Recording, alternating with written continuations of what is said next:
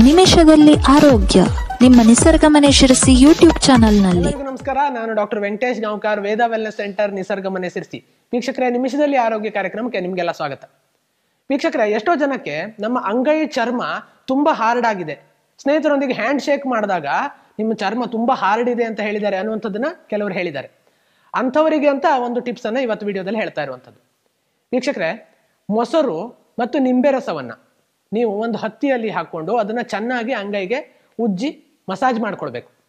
So ಒಂದು ಹತ್ತಿಯಲ್ಲಿ ಸ್ವಲ್ಪ ಮೊಸರು ಮತ್ತು ಒಂದು ಸ್ವಲ್ಪ ನಿಂಬೆ ರಸವನ್ನ ಸೇರಿಸ್ಕೊಂಡು ಅಥವಾ ಒಂದು ಬೌಲಲ್ಲಿ ಹಾಕೊಂಡು ಅದೆರಡನ್ನು ಚೆನ್ನಾಗಿ ಮಿಕ್ಸ್ ಮಾಡಿಕೊಂಡು ಹತ್ತಿಯಲ್ಲಿ ತಗೊಂಡು ಕೈಗೆ ಒಂದು 5 ರಿಂದ 10 ನಿಮಿಷಗಳ ಕಾಲ ದಿನಕ್ಕೊಮ್ಮೆ ಅಂತೆ ಪ್ರತಿದಿನ ಉಜ್ಜಬೇಕು.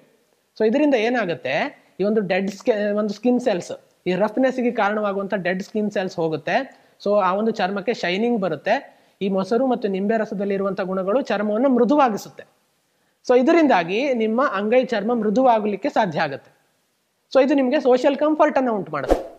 ಸೊ ಈ ಪ್ರಯತ್ನವನ್ನ ಮಾಡಿ ಯಾರು ಈ ಒಂದು ವಿಶೇಷ ಸಮಸ್ಯೆಯಿಂದ ಬಳಲ್ತಾ ಇದ್ದೀರಿ ಅಂತವರಿಗೆ ತುಂಬಾ ಸಹಕಾರಿ ಆಗ್ಲಿಕ್ಕಿದೆ. ಈ ವಿಡಿಯೋವನ್ನು ಕೂಡ ನಿಮ್ಮ ಸ್ನೇಹಿತರೊಂದಿಗೆ ಶೇರ್ ಮಾಡ್ಕೊಳ್ಳಿ ಅಂತ ರಿಕ್ವೆಸ್ಟ್ ಮಾಡ್ಕೊಳ್ತಾ ಧನ್ಯವಾದಗಳು.